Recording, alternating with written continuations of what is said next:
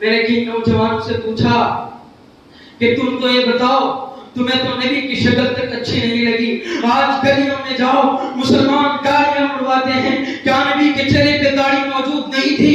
یہ بات تم نے کتابوں میں نہیں پڑھی، علماء سے نہیں سنی، اپنے باپ دادا سے نہیں سنی؟ جب تمہیں پتا ہے تمہارے نبی کے چہرے پہ داڑھی موجود تھی، اس داڑھی میں کم کھا کرتے تھے آقا، اس داڑھی پہ 20 بال سفید ہوئے تھے، باقی سارے کالے تھے۔ ہائے میں قربان ہو جاؤں نبی کی اس حسین داڑھی کے اوپر جس پہ فرشتے بھی ناز کرتے تھے، جس پہ فرشتے بھی رش کرتے تھے۔ مصر کی عورتوں نے حضرت یوسف کی داڑھی کو دیکھا، اپنے ہاتھ کاٹ ڈالے، اگر وہ میرے محبوب کی داڑھی کو دیکھ ڈالتی اپنے دلوں کے ٹکڑے کر ڈالتی۔ او مسلمانوں بتاؤ، کیا تمہیں نبی کی شکل سے نفرت ہے؟ کیا تمہیں نبی کی شکل سے نفرت ہے؟ کیا داڑھی رکھنے سے موت آ جاتی ہے؟ کیا کوئی ہماری عزت چھین لے گا؟ کچھ نہیں ہوتا، شان بڑھ جاتی ہے، شلوار ٹخنوں سے اوپر کرنے سے شان بڑھ جاتی ہے۔ میرے بھائیوں، اللہ کے لیے اپنی شکلوں کو نبی کی شکل کے مطابق بنائے۔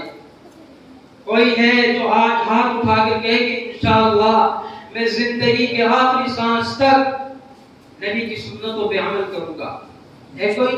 انشاءاللہ۔ یہ جو نوجوان بیٹھے ہوئے ہیں جن کے چہروں پہ داڑھی موجود نہیں ہے، میں ان سے پوچھنا چاہتا ہوں، ہاتھ اٹھا کر بتائیے کہ انشاءاللہ العزیز ہم نبی کی ایک ایک سنت سے پیار کرتے ہیں، کرتے رہیں گے، عمل کریں گے نبی کی ہر سنت پہ، نبی کے ہر طریقے پہ۔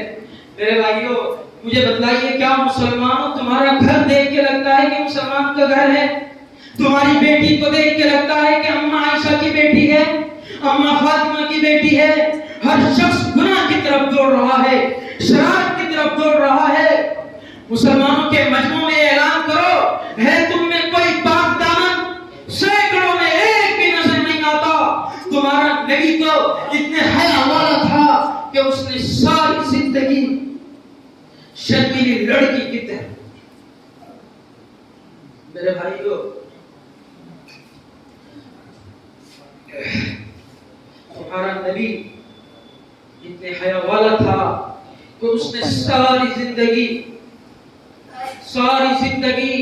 شرمیلی لڑکی کی طرح کسی کی طرف آنکھ اٹھا کے نہیں دیکھا تھا۔ اتنے حیا والے نبی نے تمہارے لیے جنت کی حور مام چھوڑی تھی جو قبروں میں بھی تمہارا استقبال کرتی ہے۔ پھر تم ثانیہ عورتوں کے پاس گئے، فحاشی تم نے کی، قوم لوط کے عمل کو زندہ تم نے کیا۔ کہتے ہیں کہ ہم مسلمان ہیں، ہم نبی کے ماننے والے ہیں۔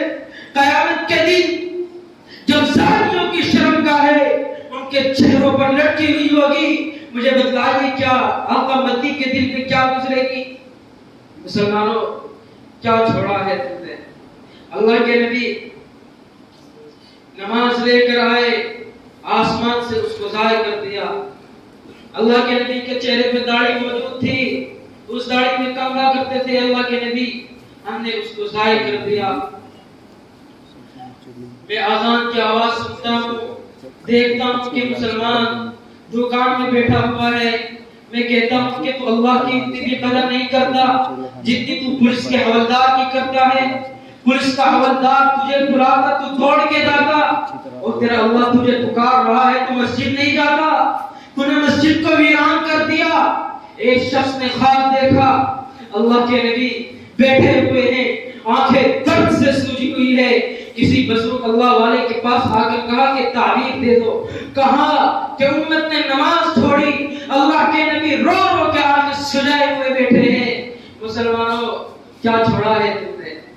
ہم اپنے کیے کی وجہ سے خار ہو رہے ہیں، ہم اپنے مجرمانہ افعال کی وجہ سے خار ہو رہے ہیں۔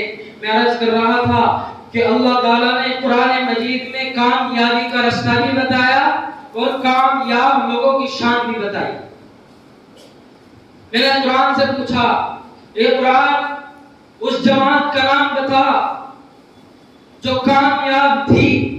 قرآن کہتا ہے اس کامیاب جماعت کا نام سننے سے پہلے اس کامیاب جماعت کے امیر کا نام سن لو، محمد الرسول رسول اللہ، وہ محمد ہے اور وہ اللہ کے رسول ہے۔ اے قرآن ان کی سب سے اچھی صفت تو بتا۔ قرآن کہتا ہے والذین معه اشداء علی الکفار، وہ اس نبی کے ساتھ رہنے والے وہ کافروں کے خلاف بڑے سخت